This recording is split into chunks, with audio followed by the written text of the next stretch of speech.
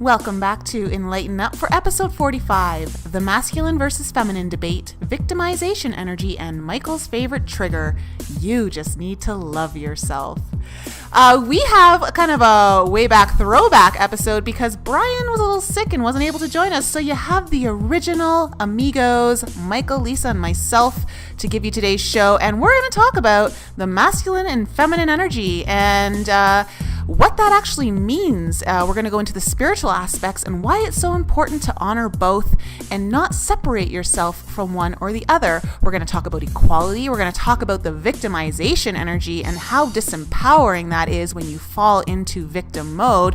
And of course, later in the show, we're going to talk about Michael's favorite trigger. Why does he get so triggered when we say you just need to love yourself? Aside from the fact that it's a pretty annoying statement to hear from people, but we're going to go into a little bit more depth into that. And of course, Michael's our guinea pig, so we're going to learn more about Michael's issues. So it's going to be really fun. But before we get into the episode, I just want to say thank you to all of you who have so far signed up and reserved your spot on our Waves of Light conference cruise out of Tampa aboard the Brilliance of the Seas, January 17th through the 21st of next year, 2019. Tickets are on sale, and so for all of you who have already reserved your spot, we are excited for you to join us for 5 days. You're going to be hanging out with us, and we're going to be doing a podcast recording around the pools, drinks in hand, so we are excited to have you join us. And if you haven't already, please do, because you need to reserve your spot before May 13th, and all you need right now is $100, and then you get put on a monthly payment plan across 6 to 7 months. So it's very affordable and easy to make work for you. And of course, if you're going to be there with us and you intend to sit around the pool and have drinks with us, please, if you're drinking tequila, don't sit next to Michael. You may not last in your hand for very long. But let's get back into the episode and find out, what is this debate about masculine and femininity, and what do Lisa, Michael, and myself have to say about it? Hi everyone, welcome back to enLIGHTenUP. I am Nicole Frolic, one of your co-hosts, and I am here with Lisa and Michael, and we are sadly not joined by Brian today because he's a little under the weather. I think he's been catching a little bit of what Lisa and I both had over the last couple weeks, so we are one man down tonight, but Michael said he's going to bring it to make up for Brian's masculinity. Unequalness of femininity and masculinity on this one right now. Yeah.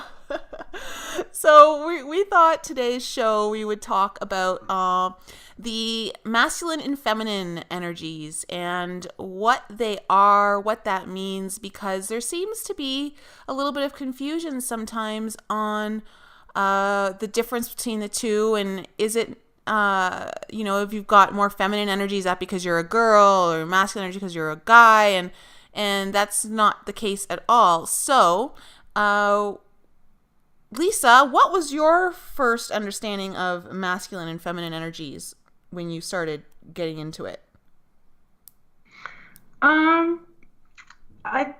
think I'm still learning. But mainly I think it's, as it says, it's about the energy. It's not about you and the physical. So it's about bringing those typical energies that you would maybe, put with a man or a woman, but integrating them all into yourself energetically. Yeah. So when I was in my early 20s and I was seeing my naturopath, one of the first things she said to me was, you are very out of balance. You're very male dominant in your masculinity. And she goes, you need to bring in more feminine energy, like to help balance out your energies. And I didn't really know at the time what that actually meant, or, I thought, well, maybe it's because I identified with wanting to be a boy more than a girl when I was a kid. And that I also, just got along more with guys than girls when I was a kid. There was less drama, and so I didn't know if that's what that meant. There's a lot of confusion around it, but I later learned that that wasn't necessarily the case at all, and that there actually are certain energies that are that fall under the masculine and certain energies that fall under the feminine, and both are equally important, but you want to have them in balance. You don't want to have them skewed to one side more than the other. Michael, do you have any knowledge of the masculine feminine energies so far? Keep going, because I mean, I feel like I do, but like can't really put it in words. But I mean, I feel like just from learning things from you guys, but also even before that, that you can see in different people a certain type of energy that outweighs the other one. It doesn't have to do with necessarily their sex. Yeah, And their gender. So I've definitely noticed that before even talking about this with you guys. Yeah. And so, okay, so let's talk about. So, I was prepared for Brian to be here and to probably correct me on my pronunciation of yin and yang. And he told me it would be yang or whatever it is. But, you have the yin and the yang energies. Let's just face it. We all say yin and yang in this country. Who cares what they say over there? So I really became more aware of the yin and the yang as I started my yoga journey, and really became more acquainted with my body and tuning into what was going on by linking the mental chatter and how my body was responding to that mental chatter. And so for yoga, there are considered yang poses and yin poses. And yang energy is the masculine energy. It is also the right side of our body. So your right side of your body is considered the yang, or masculine side, and the left side is considered the yin, the feminine, and also the spiritual side. So the yang energy is more action oriented. It's heat producing, and the yin is more stillness and cooling. So instead of doing, you're being. And so these are like some of the major traits of our feminine and masculine energy. And when we think about creation and what we want to, if we want to just go down to like say manifestation, when we want to manifest things, at first, before we start manifesting them into our physical, we need to have an idea of what it is that we want to manifest. So we kind of go into this idea in our mind and we put some emotion behind it. And the emotions, whether, it's kind of just getting really in tuned with those feelings. But then if you actually want to bring it into your now, you do have to take certain actions in this world, which is the masculine part. So there are two parts to manifestation in order for it to work properly, and it's having that balance with the feminine energy of being and the stillness and being in tune with your feelings, as well as the masculine, which is the doing, to bring it into taking the action needed to bring it into co-creation here in the now, in your physical. And I've come across this a lot because, I'll just say it. I'm all for empowerment of everyone, but I'm really not into the feminism movements and all of that, just because, at least modern feminism, because it's always felt to me like it's the disempowerment of the man in order for the woman to feel empowered. And I am always interested to hear when a woman, I was contacted about this very point recently, about how I talked in one of my videos about how I was very proud of my masculine energies in the doing. And she took offense to that, in that, she's a female and she is very action oriented in her life.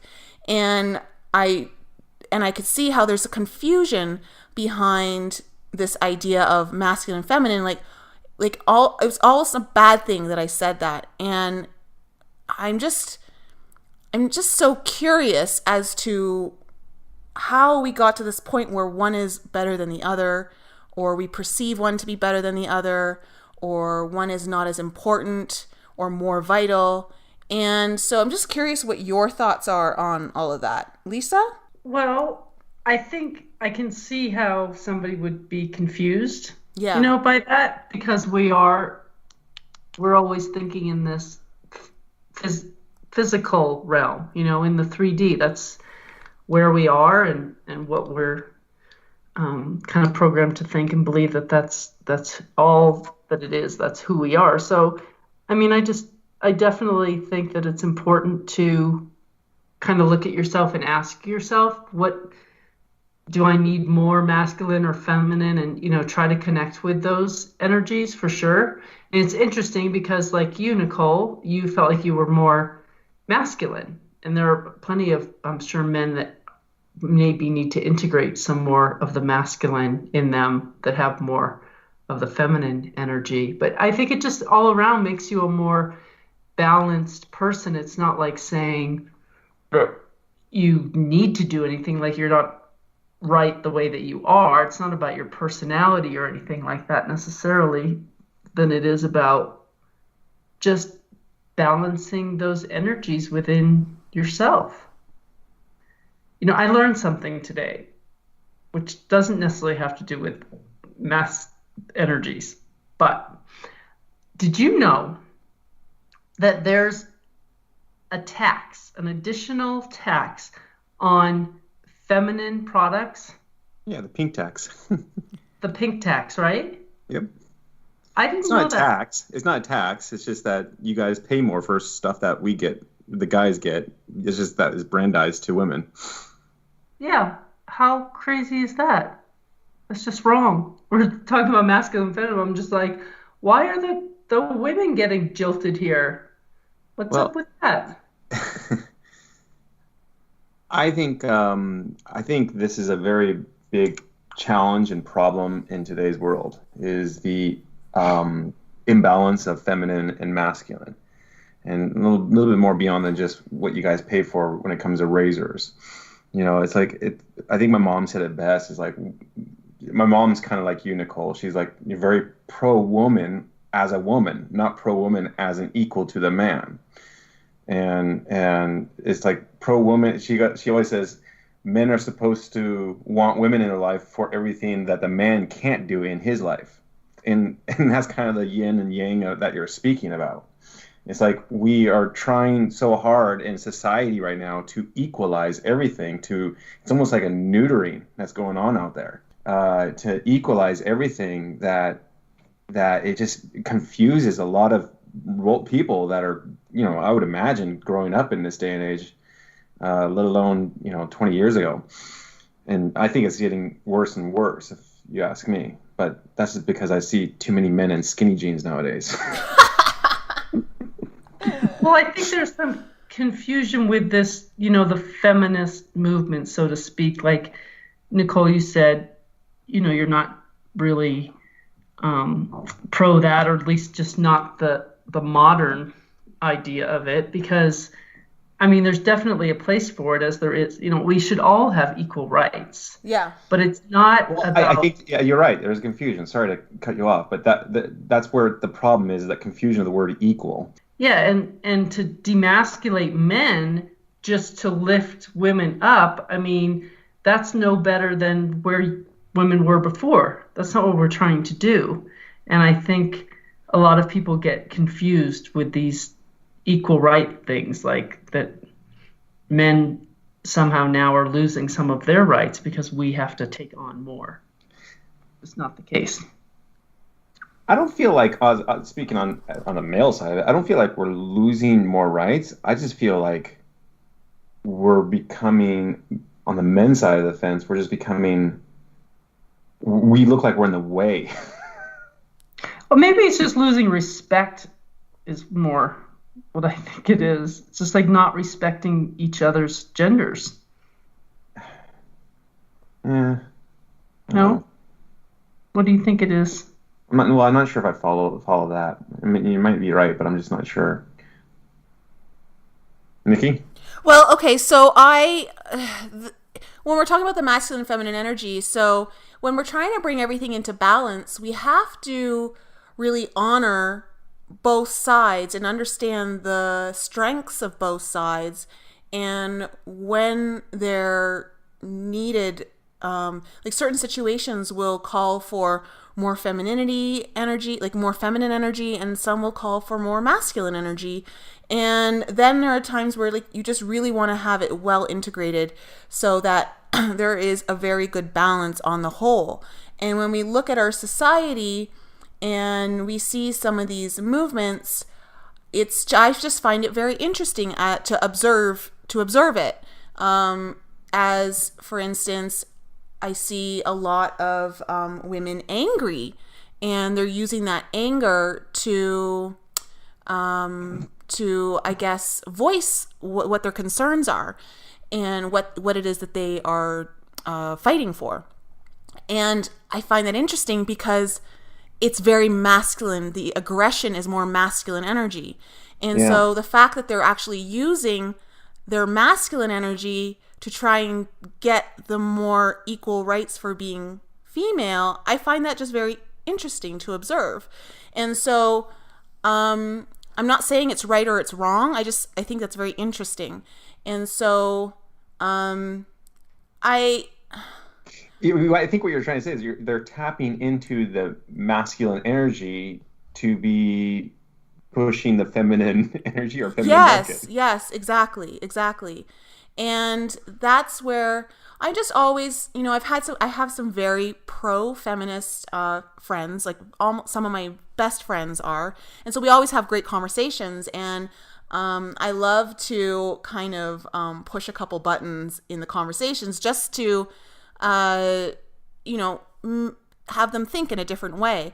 And one of them has a daughter, and she's just constantly saying how her daughter's going to be a leader and her daughter's going to be, this and that, and she's never going to have a man tell her what she can or cannot do. And I just find it so interesting. I'm like, why are we even projecting that onto our children when they're just kids? Like, they don't know any of this stuff, to me, it's just like, well, what if I said to her, what if your daughter wants to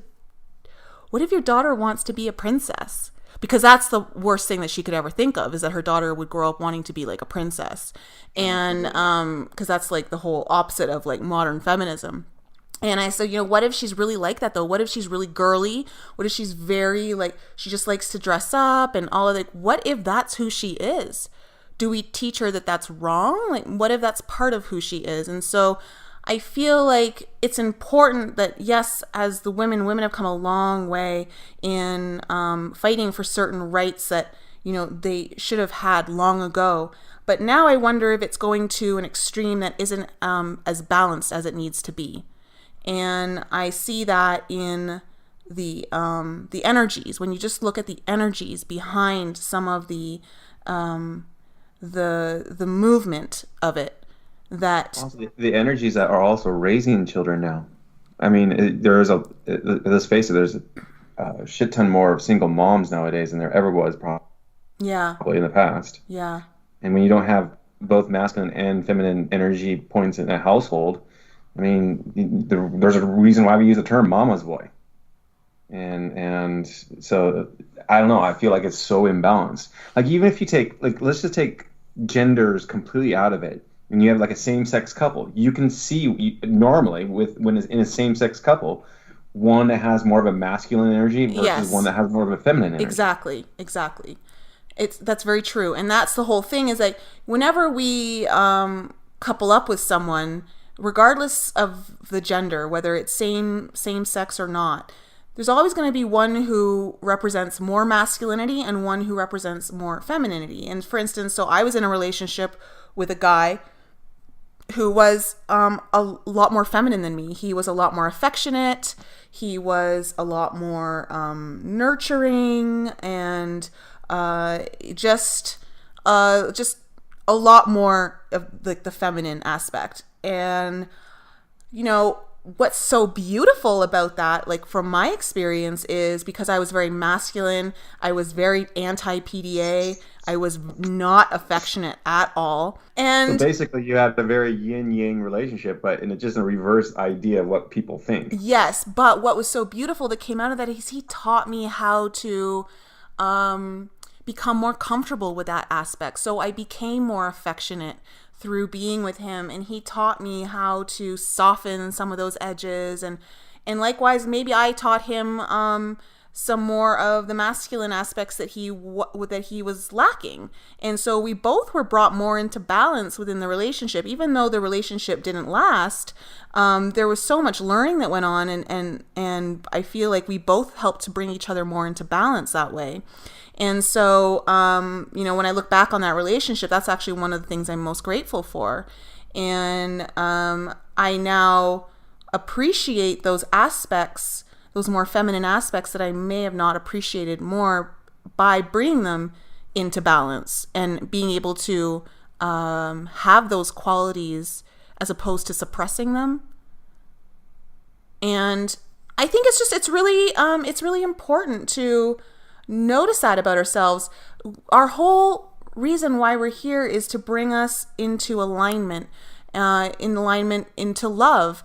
And love is honoring both sides, not seeing one as greater than the other. And that equality that I think that people are searching for, because now men are starting to search for it because they're feeling less equal, that it really doesn't come from finding it outside of you. It really comes from first bringing that all into balance within. Because when you bring it into balance within, a lot of this stuff doesn't bother you as much on the outside. Like, there are some women or men that are so triggered by certain things and feel, whether it's just really offended or they're very upset by certain actions. Maybe it's a woman, she gets very upset at how, like, a word a man says, or vice versa. Maybe a man gets really upset at what a woman says. If you're in balance and you feel really comfortable with who you are, that stuff doesn't trigger you anymore. That stuff just doesn't even matter.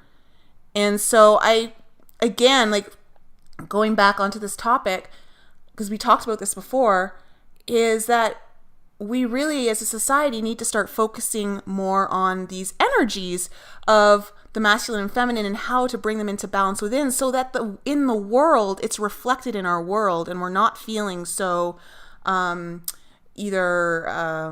what's the word I'm looking for?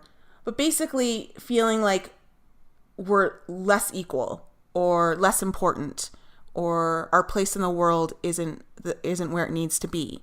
When you we're oppressed. Yeah, that's what they feel like. I mean, I heard some today, like, people are getting addicted to being a victim, and, like, that makes sense. Like, people are just used to being the victim, that they're looking for anything and everything to continue being the victim. Well, the victim is very much an energy that doesn't seek to better themselves. When you align with being a victim, you're believing that your problems exist outside of you, that someone else caused you that. And so this idea of victimization, whether it's self-victimization, that we're actually disempowering ourselves even further through that. And we're getting further and further away from, like, the root problem of actually going in and looking at ourselves and saying, okay, what is not in balance within me? Is it more, do I need more feminine energy? Do I need more masculine energy? And if so, like, why am I not there? Like, how do those feelings make me feel? Like, how do I feel about masculine energy? Do I feel good about it? Do I hate it? Does it make me get angry? Do I feel proud of it? Like, what are the feelings around it? And then you get to go deeper as into why. Like, maybe there was something in your childhood that happened, or maybe something happened throughout your life that's causing you to believe these stories. And so that just helps us get a little bit deeper into understanding who we are and bringing it all into balance. Yeah, I think some people may also be afraid of that side of them. Like, as a male, maybe, you just expect that maybe your partner is supposed to, do the feminine stuff, and you're supposed to do the masculine, and you kind of shut yourself off from that because you don't think it's your role. And I think it's important to understand you can bring in both energies, and you'll feel more balanced rather than putting it on someone else to play that role. like Well, maybe I within still, a family or something. well, it's, I was say I still go back to nature versus nurture when it comes to this learning the learning this, and it's like if you didn't have good role models of a yin yang like relationship while you were growing up, you could be definitely tilted to one versus the other, I think. Or you could be in a family like, in the way I was raised with my sisters, and it could have been more overly feminine just because I got three sisters and me running around. My older brothers are off to college, and so a lot of things could be out of balance in that regard. So I mean, I'm not saying this is for sure. I'm just kind of like trying to think out of the box of like what could put these energies in imbalance early on in your life. Yeah, and so like for me, I just really did not I had a dissociation with being female. And so, as a child, I just assumed like the mom represents the feminine qualities and the father represents the masculine qualities. I didn't know at the time that they can represent both, right? But Right. when I would just see my mom and how their relationship was, and my dad was the breadwinner. My mom took care of 4 children, and so she had a very full-time job. However, she was under my father's thumb. Like whatever my father decided, that was final. And I felt like it was because he made the money that he had control over the what was being said goes. And I didn't like that I could be faced with that in my life. And so I'm like, okay, I don't want to ever be a housewife because to me, that's weak. Like this is what I perceived as a child when I was 8. And I could see that my father had all the control. And I was like, I'm never going to put myself in a situation where someone has control over me like that. And so there was like anger towards the man for thinking he can have that control, but also anger towards my mom for allowing that to happen. And so I really like got very aggressive, and I had a very male energy of just like doing and making sure like I always making my own money and became very independent and made sure that I was always able to support myself. But then, later on in life when I started to get older and I started to become more spiritually aware and understanding like what's going on, I started to look back at my mom and started to see where a lot of her strengths came from being the mom and from being at home with us all those times.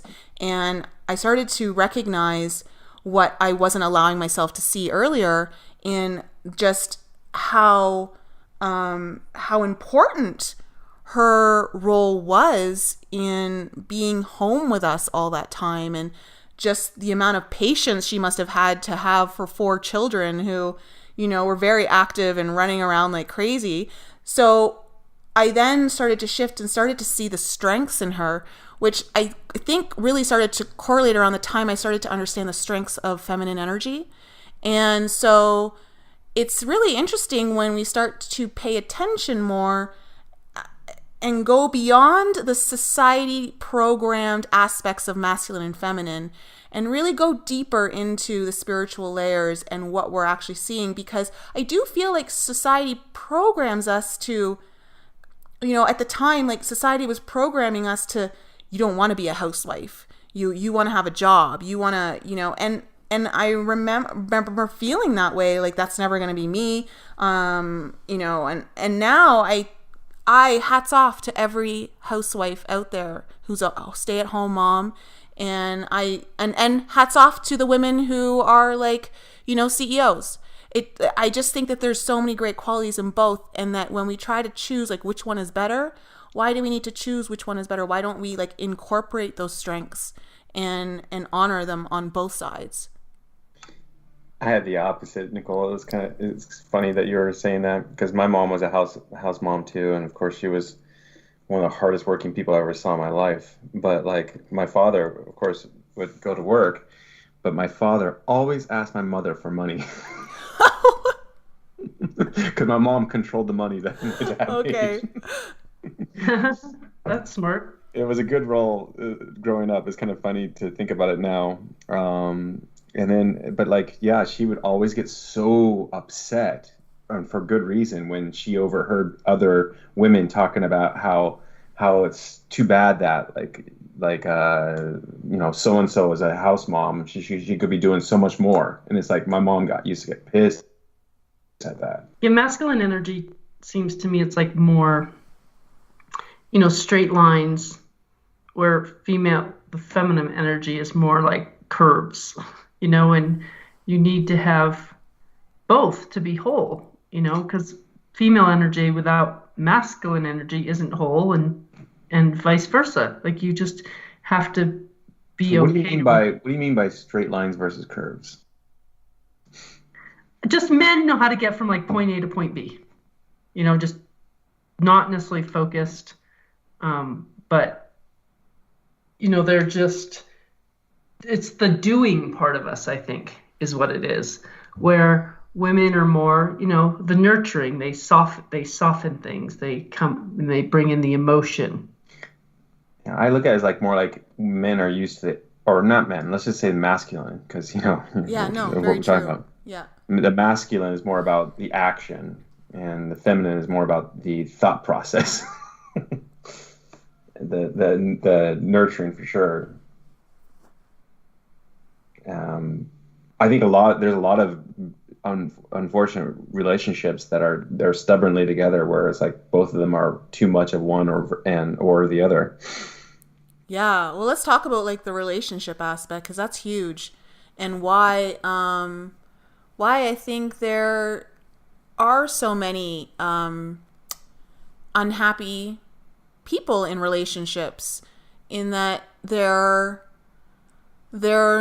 one partner is representing more of the one energy, and the other partner is the other, and so you're looking to that other partner to fill that imbalance that you have within you, right? And so this is another deeper aspect of the whole relationship building, of why it's so important to really understand yourself and bring everything into balance, so that you don't take an imbalanced you into a relationship, because that's what you're going to end up projecting into the relationship, is that imbalance, whether you are conscious of it or not. And so, like, for instance, just to use myself, like with that relationship, it took me a while to allow like my boyfriend at the time to break down my walls, to break those down, and thank God he was persistent, because we had a lot of fights about it, and it made me very uncomfortable, and I just didn't understand why we had to be so affectionate in public. And once I started to finally like soften and let him in and allow that to be more, I like a lot of things started to shift in our relationship. And also with him, he took note of the things that, for instance, if there was like a more masculine side to him, like to be a little bit more I want to say action oriented, but more proactive, as opposed to waiting for me to do it all.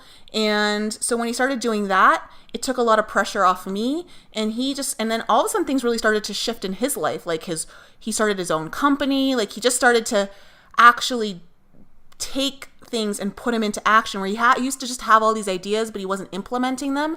And so when he started to strengthen his masculine energy, he was able to take all those beautiful feminine creative ideas, because that's the femininity, is the creativity within us, and then put them into action so that he could actually start building his life with it. And so it was just interesting to watch us both do that. Now, we didn't work out. There were a lot of fights. There were a lot of other reasons why we didn't work out. But, I often think, like, how would that have been had we both come into that balanced?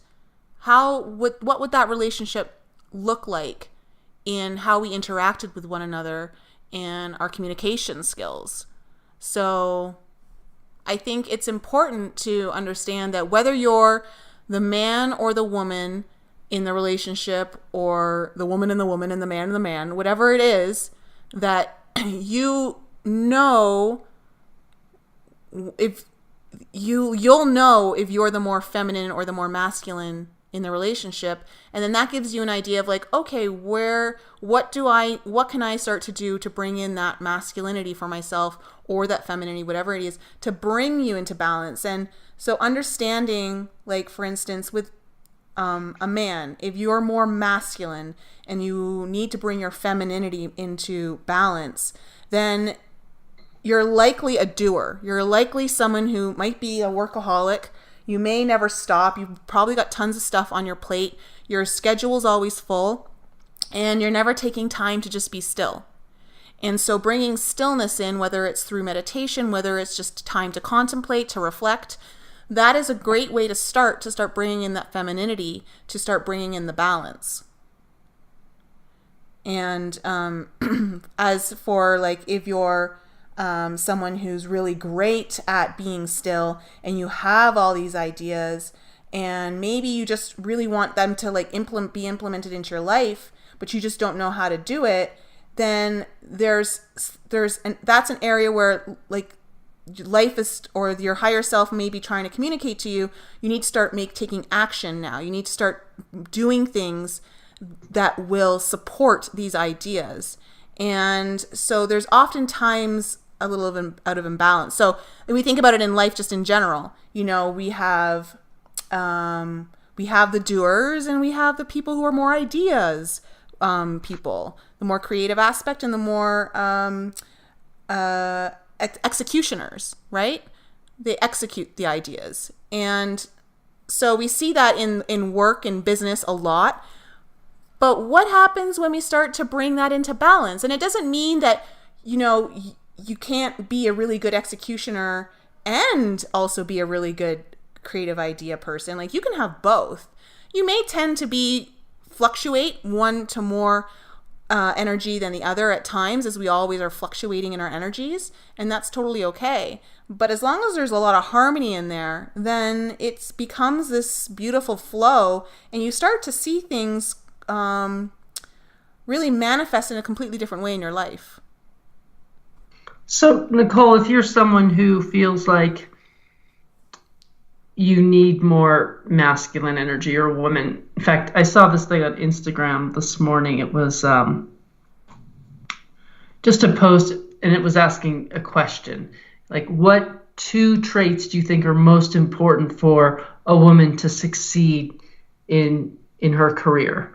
And I was reading some of the comments, and some people wrote what I was thinking, which is, I think it's the same for a man as it is for a woman. Like, what does it matter? Exactly. What does it matter if you're a woman or a man? What are the traits just to be successful? And we can have both. Why do we have to say for women this is important? Well, it's important for men too. Yeah. Okay. So you bring up a really good point, and this is something that really kind of grinds my gears when I hear people talking about it, is that as long as we continue to look at each other as the female and the male in all aspects, like, then we continue to keep ourselves separated from one another. Like, why aren't we, like, in this, like, for instance, in this Instagram post, like you were thinking, why is it, you know, as a woman, what do I need to do? Like, what about it just you as a human, you as a person, and stop completely identifying just within your gender, your physical gender, and start to bring that. If we could just move more towards identifying as humans, we would do a lot of good for our society as a whole, to stop looking at each other with this idea of separation. It's the whole idea of race as well. You know, as long as we continue to see.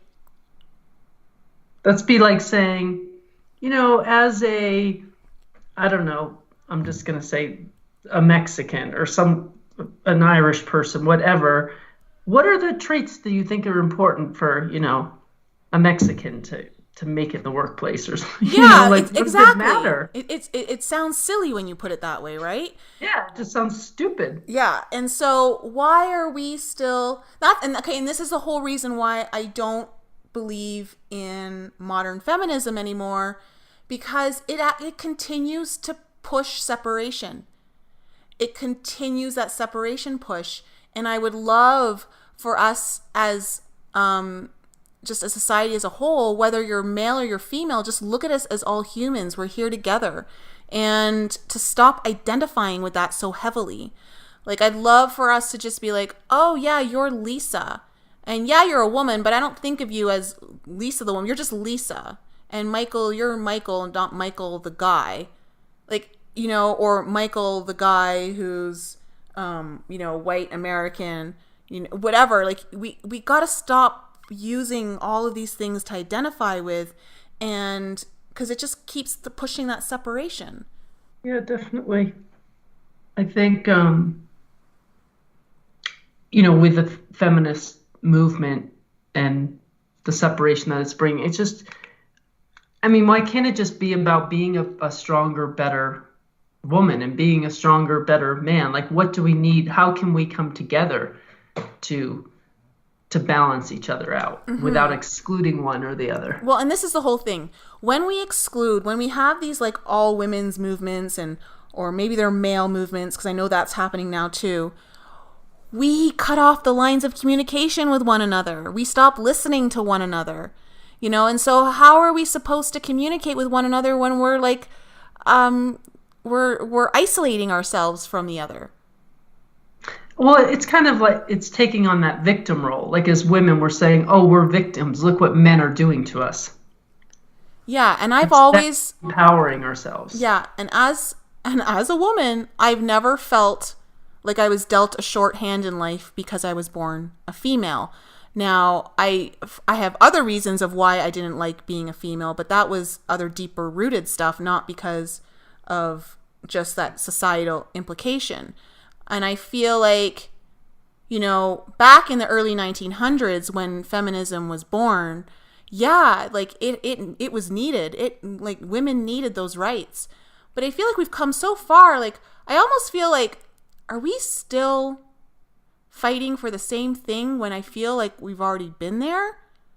I don't know, like, maybe I'm completely wrong, but I feel like we're still holding on to a mentality that we've left. But we're still... I mean, there are still things out of balance. I mean, men do still get paid more than women for the same stuff. No, it's not. Yeah, I agree with Michael. That's... Go on, Michael. Lisa, I expected better from you. Well, put me in my place there. No, if you actually break down the statistics of that crappy, shitty fact, or it's kind of a fact, but kind of not. It's a fact that on average, women don't make as much as men, but if you compare them job to job, field to field, it's pretty much within 1% to 2%.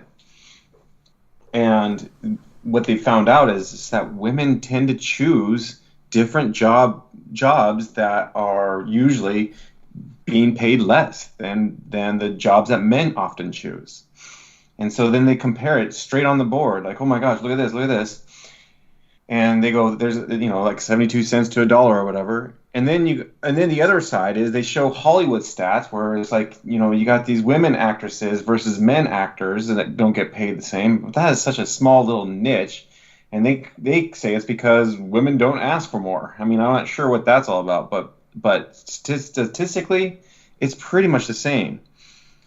They even tried, I think it was in Norway or one of those Norwegian countries, where they tried to make sure that women were getting paid exactly the same as men, but they found out that women gravitated to being like more like nursing jobs, men gravitated more to being like engineer jobs, and they just could not do it because one just paid more than the other. So yeah, unfortunately, that's something that's like the bullshit ammunition that feminists use nowadays. But do you think that some of those structures are created so that the jobs that males typically migrate towards just do pay more? No, they even did studies on that, just like what you're talking about. It's like, what are boys interested in when they grow up? What are girls interested in when they grow up? Boys tend to go to more math and sciences because they're more interested in that. And this is not, I'm not trying to be like sexist or whatever, but that is the truth. And women go to more nature or nurturing and caring type fields. Yeah. Now there are exceptions to that, but in general, obviously are. Yeah. We're not talking about like the fringes. We're talking about in general. Yeah. So and it's true. And but here's the thing. Why? Okay, when I hear that, I'm like, yeah, that makes sense. You know, when I think of myself, you know, I loved science and there were certain aspects of math that I liked, but I didn't want to gravitate towards that in my work.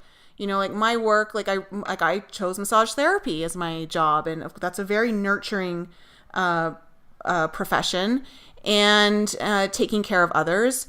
And so, but you know, that's where my interests were. And like even when you see, like even if you just look in the spiritual community, you'll tend to see that there are more women who have that are more interested in it in general. I'm not saying that's an overall thing, but it's only recently in the last 5-10 years we're seeing more men interested in it, right? But that just was more of a, women just tend to be more in touch with their feelings or what's going on than men, and so they start exploring that earlier. And so you're going to see women tend to actually gravitate towards that. Is that a bad thing? Why is that a bad thing? It's just how it is. And I think we put these judgments on it like it's bad or it's good because, you know, I feel like what I personally observe is that there are some women who want to have a man's job just because she wants to have it and knows she can have it. And it may not necessarily be what she truly wants. But maybe she thinks she needs to do that to make more money. To prove a point that she can do it. And I think it's more about proving a point of being able to do it versus like, well, why do you even have to prove that you can do it? If you know, then that's why it goes right back into going back into yourself and knowing, are you secure within who you are? And if you are, then anything outside of you isn't going to trigger you, or it doesn't matter. Like, that's ego. When you feel like you need to prove something, that's ego. And I'm not just saying it's only women, because men do the exact same thing. So I don't want it to turn into like, I don't want it to sound like I'm bashing women, because, you know, like I'm not. I'm just using that as an example. But it's like, that's where I feel it kind of comes into that we place these judgments on it as good or bad. And then we turn it into something that it never had to be. We do that a lot with a lot of things. Yeah, we do that in all aspects of our life, you know?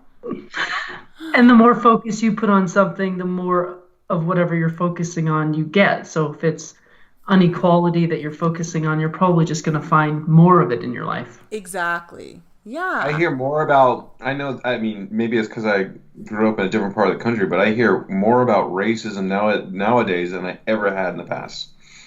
Ever. And I don't feel like, this is a white guy talking, so my opinion doesn't mean much to most of the country, but I don't feel like it's as bad as what they're announcing out there in the typical media news. Yeah. I just feel like they like to just take these really fringe parts of the country or parts of the communities and say, this is the generalization. This is what they are all like. Blow it up. I mean, we blow it up. We do it all the time, not just on race, but we do it on these sexist things too. We do it on political points of view. It's like, you know, look at these Nazis. If you're even a conservative, you must be a Nazi. It's like, what? And we just tend to do that too much in this country. And if we keep like what you guys said earlier, if we keep pointing out how we are different, it's never going to get back to normal or equal, not equal, but balanced. Well, the media definitely makes it a point to induce fear into you. Yeah. I mean, so they're going to report on those things. I mean, that's why I stopped watching the news when I was a teenager, because all they talk about is the negative stuff. Like, they're always trying to get your mind in this negative mindset, you know, of what's the bad things that are going on, and focus on those things. And it's just, we've talked about it so many times about, you know, one of the reasons to stay away from the media. And things aren't as bad as you probably think they are. Right. I remember that when they had the Pussy Hat movement, or whatever that was, about a year and a half ago. And I remember Nicole saying something on her Facebook. She got lit up. Yeah, I did. But it wasn't by everybody. No. It was just by some fringe friends. Yeah. No, totally. And But like they took you, they were just out for blood though at that point. It wasn't like trying to see your point of view. It was just like going straight for the throat. Yeah, and that was the thing, is like, even when I said I honor like your point of view, and if this is what you believe in, then I support like you need to follow like what you believe in. I still got hammered. It was like, until I believed what they believed, it was literally a bloodbath for me. But that was a red pill moment for me, let me just tell you that. I feel like if we can, as a society, start to remove this idea of separation by stopping to stop identifying with all these different labels, whether it's your sex, whether it's your race, whether it's, like whatever it is, whether it's your political affiliation, whatever it is, like, just like, can we just drop it all and just start looking at each other like humans? And that's what I think is just keeping us apart, is we continuously like push each other apart by using these labels to identify one another with, and it doesn't help us to bring in this harmony of understanding one another, communicating with one another in a healthy manner, and hearing each other out. Understanding one another is such a big thing. Like, just on the masculine and feminine thing, like, if we would just remove some of those labels and then just look at the person for who they are, see their strengths, see where, if there's imbalances there, where we can help like communicate those, just really take it away from all this other bullshit, then we start to really bring in that harmony within one another. And that's where, as a society, we become a lot healthier individuals, which means we become healthy as a whole in a community. But before we fix society, we gotta fix ourselves. And that's what I'm saying. So it's like, you got to go to your, like, if you're in a relationship, go to your relationship. I mean, I wish I kind of knew this stuff back in my previous relationships. Go to your relationship, figure out the balance that you guys currently have when it comes to those energies, and and don't be mad if one's not linking up to the sex that you are. just know it and recognize it, so you can really communicate better with each other, I would imagine. Yeah, and like, and even if you're not in a relationship, you're always in a relationship with yourself. And that's so, true. That is really where, intimate relationships always highlight these things very well. That's why we have them. But yeah, you're right. You got to take it to the next degree. You start with yourself. Right. You want to you go in with your relationship with yourself. Like, that's how it all really began for me. And starting to see how I was treating myself in what I perceived originally as, like, I thought it was positive, and then when I started to look at it, I'm like, oh wow, no, I'm actually hurting myself. I'm not being very nice to myself. And it was when I started to bring in that feminine balance that I started to create a lot more harmony within, and really started to honor the feminine aspect. And but also, like, balance out some of the masculine. Like, the masculine energy was really too extreme. And so I had to, like, bring that masculine energy more into balance as I was bringing the feminine into balance. So it's all about going within, paying attention, listen to your thoughts, listen to the way you speak to yourself at any given point during the day. Those are going to be clear indicators. Just look at how you are in life. Like, where do you feel your strengths are? Where are the things that you maybe not paying attention to because you don't want to acknowledge them? Like, those things, like, really matter in helping you come into harmony within. And, like, what sorts of things do you avoid or are you afraid of doing? Yeah. And, and facing those fears and maybe trying those things. Like, maybe things that you've always thought were just a man's job, or men should do this, not women. Empower yourself to say, I'm going to try some of those things. Like, Lisa, I'm sorry to cut you off, but you just reminded me of when Nicole first came to visit me. Do you remember what you said, Nicole, when you first came to my house? Remind me. You big girl. This doesn't look like a bachelor pad. Oh yeah. That's right. And like, I almost took offense to that in a way, though. I'm like, is it too girly? What are you talking about? No, I thought your place was great. I was really impressed. You know, you didn't have the typical like brown leather couch or black leather couch. The IKEA furniture. Yeah, I was like, oh wow, like you had but you had very soft finishes, like like you had actually taken the time to put in like your own personal touches, and the decor was like, I thought it was very neutral. You know, I didn't think it was. I'll take that as a compliment. Yeah. Like I just thought it was a very well balanced, very well no balanced. No doilies, just in case the audience was wondering. No doilies. What's wrong with doilies? Oh, that's so funny. But yeah, that's funny.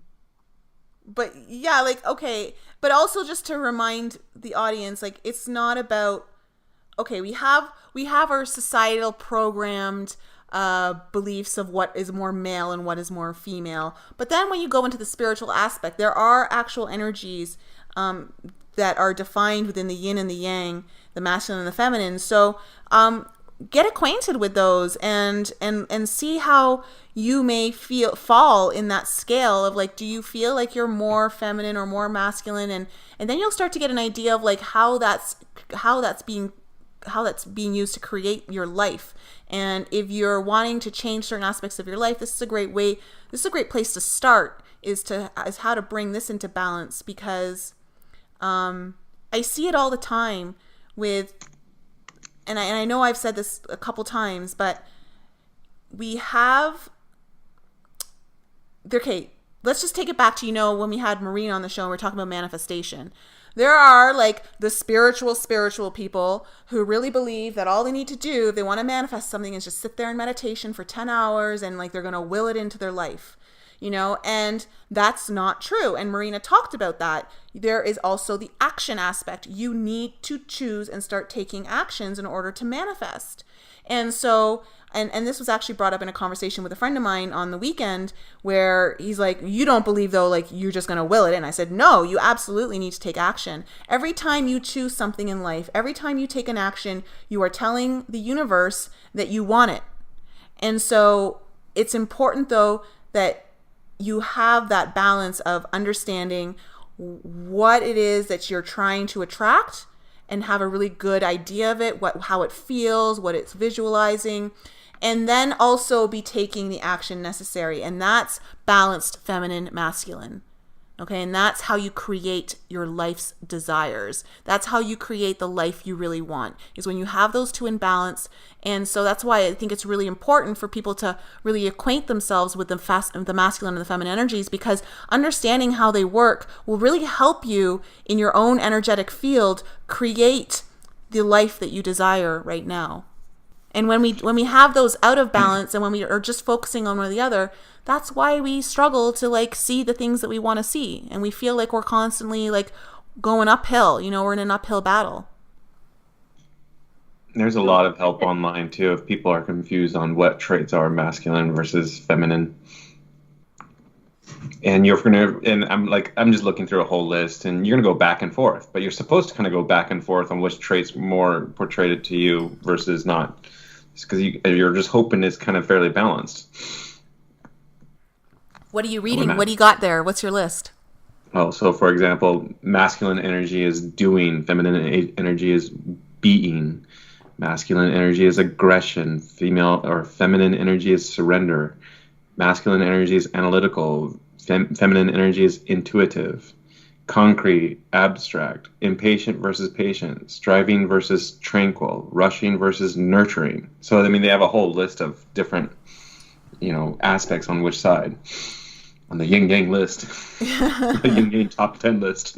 Yeah, you know what? I'll actually leave that in the show notes, a link to that, so people can kind of look at that and review it for themselves and see where they fall on that and what resonates with them. And but if you're like completely on one side, I would say, yeah, you might be a little bit heavily weighted on one. Yeah, well, you know what? To be fair, most people are. Most people are, and that's okay. It's just having the awareness to know where to start. Yep, that's true. And you're gonna fluctuate through it like that in your life. So there will be times when you actually are maybe a little bit more masculine in your energy for a period of time, and then you may go more feminine. It's like, for instance, there was, when I was in the Cayman Islands, for a few years, I was just constantly working and doing and doing. I was trying to build a business, and it was just, I was running my own business while trying to build another business and write my book at the same time. And so it was just so much doing, and I was exhausted. Yeah, I was exhausted after that. And so when I finally left, I actually took a year to just kind of chill out, and I wasn't working as much as I used to. And I needed that rest period because I tended to go more masculine. So in order to balance it out, I needed to kind of take some time for me, just be still, take more time to rest, not work as hard. I think that's exactly what it says. It's like you just got done doing for many years. Yeah. Now you were just being. Yeah. So yeah, I'm in the middle of that right now. Yeah, Lisa's going through a big feminine. Keep it up. Go be. Yeah, I'm just taking exactly what Nicole said. I've worked so hard my whole life, just never stop. Just go, go, go, go, go, go, go. I feel like I'm trying to do the same thing too, but don't tell my work that. Yeah, and not everyone has, maybe the ability to just quit their job and take a year off. And but I worked really hard for a lot of years, which enabled me to do that, but I don't know. I just think it's important, like we said, to look at yourself first and kind of try to figure out where it's maybe that you could use some balancing. And I know, Nicole, can you recommend I know there's some great meditations and things that people can do as well to kind of call in that other energy and try to work with it? Well, yeah, okay. So if you want to call in more masculine energy, you can call upon Archangel Michael to work with you. And if you want to call in more feminine energy, like Kuan Yin is a really great one. Kuan Yin is a beautiful ascended master for the feminine energy.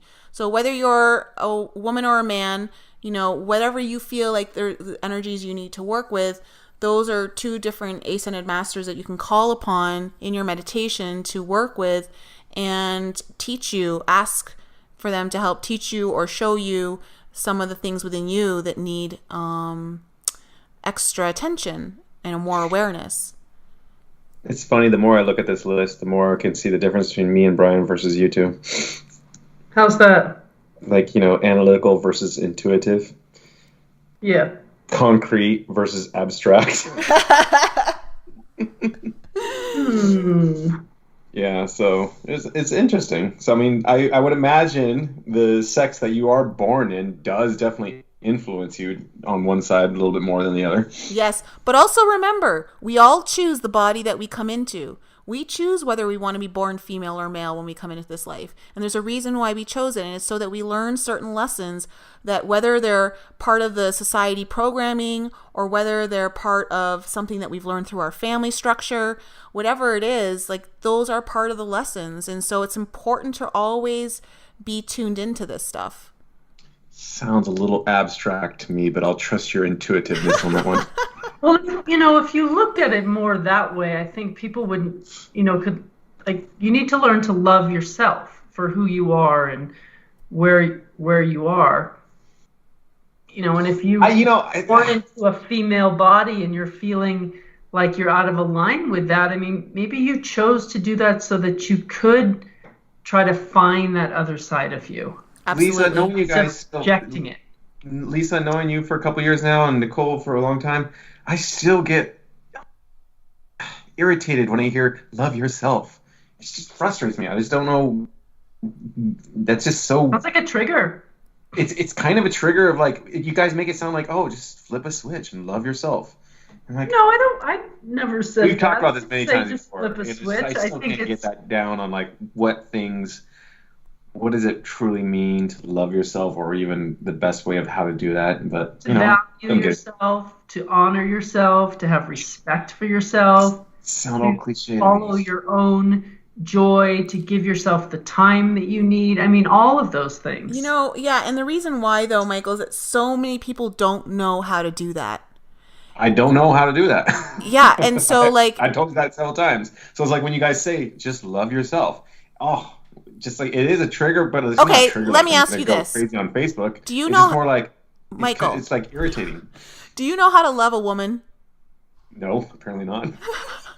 Okay, when you were in a relationship, were there things that you did for them to show that you love them? I'd like to think so, yes. Okay. Do you not have ideas of yourself of how that would feel for you? Okay. See? It's a little bit of a better explanation. Okay, so start doing those things for you. That's called loving yourself. I think, though, there's a lot of underlying, like, subconscious programming, too, that has gone on, especially with just religions and this fearful God that we have, and that we're supposed to, do things for other people, but not do anything for ourselves. And that would be selfish. And, and I think that gets in the way of people loving themselves sometimes, because they think that they just have to give, or do. Yeah. And they feel wrong, like they're sinning or, doing something wrong, when they need to take time for themselves and say, maybe you're a mom. I did this for 30 years. I mean, really, where I just put myself last, my husband, my family, my children, my house, everything, my job, everything came before me. And I wouldn't, if somebody needed something, I didn't take the time. I didn't love myself enough to say, you know what? Not today. Today, I'm going to do this, or I need this for me. I always put everybody in front of me. Yeah. So, I think that's just an example of loving yourself. Yeah. And you know what? It's true, Michael. I totally get why you're triggered by it, because a lot of people don't, for some reason, they can't grasp how to do it for themselves versus doing it for other people. And so we don't tend to think of all the things that would be loving to do for ourselves, and to me, it's just like, what are the things that make you happy or you find joy in? Just start doing those things for you, and make sure that you commit to it and you actually follow through. Because every time and this goes through the whole masculine feminine thing. Okay, so you think about, you get in tune within your feminine energies, you get in tuned with what those are. What are the things that make me feel really good? What are the things that make me feel loved? And then you go and you have to do it. You can't just have it in your mind and work it out in your mind and think you're going to be healing it. You actually have to put it into action for it to be a full, holistic, energetic synchronization. And so doing those things, which actually is the hardest thing. We can all feel like we know everything in our head, but when we actually go to live it, that's where the real work comes in. And so it's important to stay committed to yourself. So for instance, like, Michael, is there something that you really enjoy for yourself that doesn't involve like anyone else, but you just don't do it for yourself? You're actually making me depressed. I can't really think of it yet. Why are you depressed? You just realized. Well, I did. I mean, when you brought up like, what did you do in your past relationships to show love? It's like, I just remember giving everything. I poured everything out, and at the end, my tank was empty and I was abandoned. So you didn't take the time to do what you needed. I guess not. But like, I feel like, okay, well, that didn't have a good happy ending by doing that. So why would I do that to myself? So. Okay. And but the reason, joy. The reason. I'm sorry.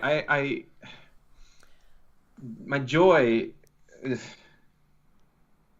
My joy is being with other people, other friends. That is my joy, and that is my biggest struggle in Florida, where I'm at, because I only have a very, very limited pool of friends. This is why, in the past podcasts, I've been so sensitive to like getting friend dumped or losing friends, because that is like a big fear of mine. More than being alone relationship wise for the rest of my life. I'm more worried about not having friends in my life. And so that would be probably my joy. Now, trying to get friends, trying to have friends that are available to hang out with, that's the struggle. Okay, but can you think of something, though, that doesn't involve anyone else? It just involves you. Drinking? Working out? Running? I mean, I do work out. I don't like doing it, although I do feel great afterwards. So I'm not sure what that means. No, I mean, you taking care of your body is in a sense of, that's definitely self-love. Yeah. Okay, so that's one thing that you're doing. But like, is there something this is like how did this podcast turn to me and we just follow the rabbit down the hole, and this is where the rabbit took us. Yeah. No, I get what you guys are saying though, and I'll have to definitely do a lot of for instance, like thinking on my own. I'll give you an example, like for me, so you don't feel like this is all about you. For me, there are certain things that I started doing for me, like I absolutely enjoy having a glass of red wine. So, and I also like the romance of the wine and being and listening to really nice music, whether it's jazz or whatever it is. And so even though I may not be in a relationship, I'll still put time aside where I'll pour myself a glass of wine, I'll put that music on, and I'll enjoy the evening. It's a date with myself, so to speak. And so I do that for me because I want to have that romance. And so I actually will put that romance into my own life. Or whether it's just like running a really long bath and I just want to, soak in the bubbles and maybe light candles. Or maybe it's like I'm feeling kind of low and I really need to up my energy and I love to dance. It's 2:00 in the afternoon. I just throw on a tune in my bedroom and I'll just dance for 5 minutes and just have fun. These are little things that I'll do to boost my cup, put more into my cup to feed, nurture me. Doing, we talked about, the breath of life or meditation. For me, those are things that I really do enjoy doing. And so I take the time to do those things. So they're going to be different for everyone. And so all I would say is to anyone who's listening to this podcast, start asking yourself, what are those little things? They don't have to be massive, big things, where you got to go on some long vacation or something like that. It could just be the little tiny day-to-days. Those are what really actually make a big difference. Knowing what those are and then start committing to doing them for you. Because every time you do something for you, you're filling your cup up and you're telling yourself that you're a priority in your life. You're telling yourself that you value yourself enough to make time to follow through and put effort into you. And that's really important. And sometimes I think we wait, especially in a relationship, we wait for somebody to do something for us. I wish my husband would take me out to dinner or buy me flowers or, and you have this need of something that you feel is going to make you happy. Just go do it for yourself. Don't, wait for somebody to do it for you. You can buy yourself flowers and just tell your husband that shut up on the door. Don't know where they came from. He might figure it out someday. Maybe he should step it up. Well, or, just be truthful. Flowers make me happy, and I just wanted to have some around. I'm not putting it on you. You don't have to be the one that buys me flowers all the time. I can buy my own flowers. What's wrong with that? That is true. And I think I was in a relationship like that where my ex-husband liked to have control over things and do things for me. It made him feel good to do certain things for me, and to the point where I couldn't do them for myself because it would upset him. Why would you do that? I'm supposed to do that for you. No, you don't buy yourself flowers. You're supposed to wait and let me do it. And I don't think that's right. I think that we should love ourselves and do what we want without waiting for someone to do it for us or put labels on each other you have to do these things for me and I can't do them for myself. That's just silly. Yeah. So, Michael. And a lot of couples do that, I'm sure. Yeah. We're on a quest to find your joy.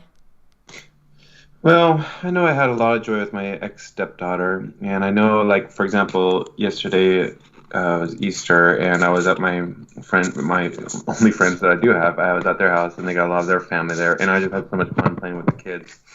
So I remember just having so much joy with that. So maybe I should adopt like 4 or 5 kids. There's your joy. But also realize, though, that your joy is now dependent on other people. Yeah. Well, that's my problem. Anyway, it's enough about me. I got plenty of problems we get to figure out later.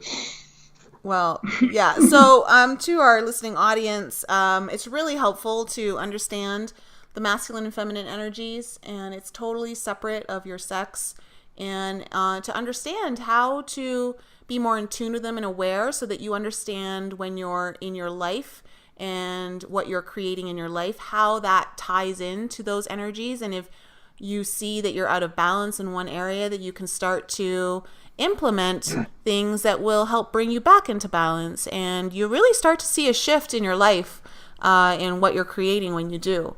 And it will actually bring in more harmony within you, where you're going to start to really like yourself more, where you're going to honor and value yourself more. So it's really important to really take note of those energies and honor both of them for the beauty in each one. So thanks for the good talk. Thank you. And if you guys want a tip, get some blue razors instead of pink razors. Save some money. I did recently. I totally was I used to do that all the time. Now I just don't care. We always say, because I knew a lot about the pink tax since the industry I work in, if the packaging is in a feminine color like pink or purple or something like that, ask yourself, is there a boy version of this? And you'd be surprised how much the difference in price is. Yeah, I didn't realize like boys' body wash and shampoos and things like that are cheaper than girls. So much cheaper. That's just so wrong. Even if, I hate to say it, even in my own company, the guy, girl skincare. But I still use the girl skincare because it does a lot more. So maybe that's not a good example. All right, guys. Okay, so good talk.